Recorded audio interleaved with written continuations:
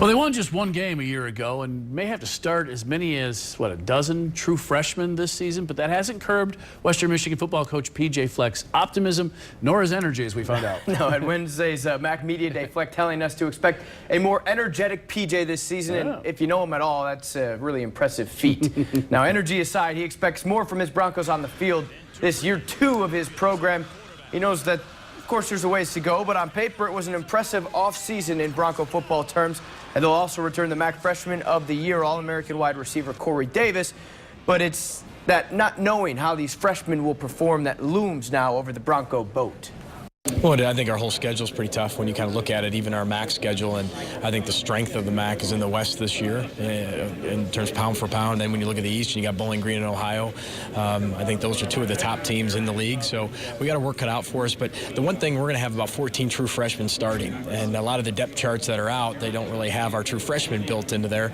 But the exciting thing is you don't really know what you're going to get with true freshmen. Then the scary part is you don't really know what you're going to get with true freshmen. But we're going to build it the right way from the ground up. Like I said last year, what we were going to do, and we're not going to stick off that plan at all. We're not going to waver whatsoever. And the future is really bright for Bronco football. It's just going to take a little bit to get there, but don't sacrifice what you really want for what you want right now. I think that's one of the characteristics this offseason has been we don't know what to expect with this Bronco team because there are so many unproven, unknown players. What are you expecting out of some of those guys to step in and fill those roles? Well, I feel no different than you because I recruited them, but playing high school football and playing college football are 2 different things.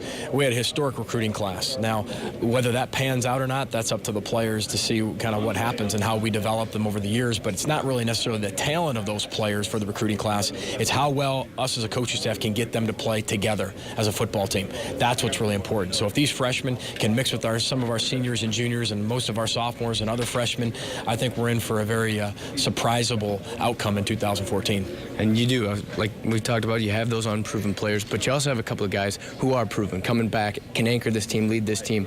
Corey Davis, you got Zach Terrell, guys like that. What do you hope they do for these incoming freshmen? Well, it's amazing. A year ago, they were never the leaders of a football team. They had never led, and they needed to learn how to lead. So year 1 was all about teaching them how to be leaders. And we have a saying, we lead by example, right? You lead from the back, you lead from the middle, and you lead from the front. Leadership's all about influencing others. You're either doing it in a positive way or a negative way. You're never just staying the same as a leader. And everybody around you is feeling it. So Donald Saliscar's done a tremendous job of developing as a leader. Zach Terrell, Corey Davis, even a young Corey Davis who didn't even know how good he really was until he played last year.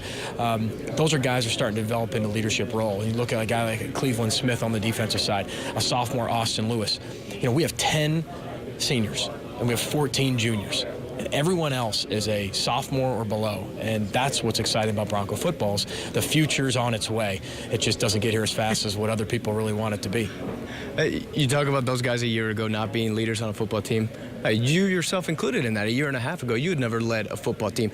Self-evaluation of yourself heading into your 2nd year. Well, I'm always growing. I'm always continuing to learn. I visited a lot of head coaches in the offseason. What I did, I tried to make sure that I got to people who had been through the turnaround process. And the message was still the same from all of them. Just stay the course. It'll happen. You're doing it the right way. And it's good for me to go out there and see that from different people. And you never doubt yourself. The plan is the plan, and we're riding it. We're riding it no matter what. But it's good to get affirmation from other people to sit there and say, you're doing it the right way. You actually, shoot, you're doing it better than I did. You got a better shot. So it's nice to hear those things from your peers and from people that you really trust and believe in. But I learned a lot about my leadership skills too. And last year was all about trying to convince people that were already there to believe in our culture. Not that it's ever easy. But is it easier heading into your 2nd year? You got a better feel for what you're doing, where the program's headed? Well, I'm a firm believer. I learned this from Greg Schiano. Year 2 of a complete culture turnaround is really a head coach's year 1. And that's what's really interesting. And I completely agree when you look at it. I'm so much more energized, even if that's hard to believe. I'm happier. I'm looking forward to this season more than I even was last year because I really believe these players have really got it. And I think we're going to surprise a lot of people in 2014. We're going to see a more energized P.J. Fleck? You will see a more energized P.J. Fleck. That's pretty amazing, isn't it? But no, I'm truly blessed to be the head coach at Western Michigan, and every every day I'm thankful for it. I got a great staff. I've got an unbelievable roster full of kids that are really hungry and truly believe in each other and believe in an ultimate goal of whatever the outcome is, but they believe in something that's bigger than themselves, and that's what it's all about. And obviously you always put expectations on yourself, and every team, every coach, every player, they want to win. But do you feel a little more pressure to win in this second year? Well, any coach that doesn't feel pressure, then you must have a 20-year contract. You know, I mean, that's every coach feels pressure because pressure is a privilege. I was taught that as an early age. The butterflies and all the nerves and then the pressure of you winning, that's a privilege. A lot of people go through life and never get that chance to have pressure on themselves. And I enjoy the pressure, and it's a privilege, and I'm going to continue to enjoy it. I'm going to continue to work my talent out for the Kalamazoo community in Western Michigan to make it what we said it will become. But like we said before, we're going to do it the right way. We're not going to do it by bringing in 20 junior college kids and trying to flip it, and all of a sudden then we go down in 2-3 years. We're going to try to build this for the long haul, very similar to how we built Northern Illinois, and now look at where it is now, and very similar to some of the programs I've been around that have been complete turnaround. So really excited, and I can't wait to get going here August 3rd. And lastly, Coach, just the strength of this football team. I mean, what is the key to this team's success? You know, we don't have the depth. I think it's going to take us one more year to be able to get the depth that we really need. We've got a numbers issue. We still got 10 less scholarships than everybody else in this room right now because of the attrition and depending on and the 25 kids per year. So we're only about 75 scholarships. But I think the youth is an advantage for us. Like I told you before, youth doesn't really know where they can go.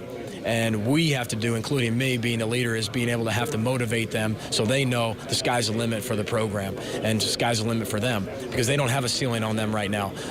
The media puts a ceiling on them. The pressure puts a ceiling on them. People in our community put a ceiling on them. But what we have to be able to do is have them have no ceiling. And I think the youth really are our advantage. And we'll find out what this team has in the tank early on this season. They open things up on the road August 30th in West Lafayette against Purdue.